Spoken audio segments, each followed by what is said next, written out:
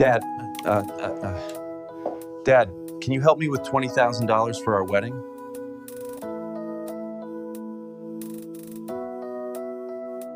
Dad, can you help me with $20,000 for the wedding?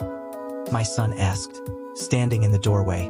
I raised an eyebrow. $20,000? How much is this wedding going to cost? About 40 grand, he admitted. We've used up our savings and taken a small loan, but we're still short. You always told me to come to you if I really needed help. I nodded slowly. Bring your fiancé over this evening. Let's talk. That evening, they both arrived. I welcomed them into my home office, poured 3 cups of coffee, and got right to the point. So tell me, why is this wedding costing $40,000? It's our big day, my son said. We want it to be beautiful. A nice venue, a large guest list. It's something she's always dreamed of. I turned to his fiancée. Have you always dreamed of a lavish celebration? Or a happy marriage? She hesitated, then said softly, a happy marriage, of course. I leaned back in my chair. A wedding lasts a few hours. A marriage lasts a lifetime.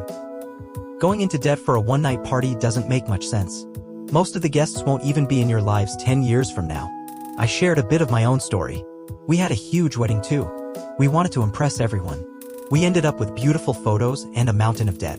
Everyone danced and left. No one stayed to help pay the rent or the electricity bills. It added stress to the early days of our marriage. I've seen too many couples start out that way, fighting over money before the honeymoon glow fades. My son shifted in his seat, clearly uncomfortable. If you can't help, that's fine. But the lecture, His fiancée gently interrupted. No, wait. Your dad's right. We can scale this down. Do something smaller, more meaningful. Focus on what really matters. I smiled, opened my drawer, and took out an envelope. Here's $30,000, I said, placing it on the table. But it's not for the wedding. They looked at me surprised.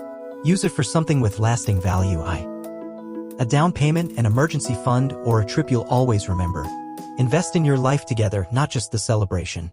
Then I added, a wise couple builds a life, not just a photo album. A strong marriage isn't measured by how it starts, but how it grows, day by day. They were quiet. But this time, it wasn't tension, it was gratitude. Takeaway. A wedding doesn't define a marriage, commitment does. Starting your life together in debt just to impress others is a risk to what matters most, your relationship.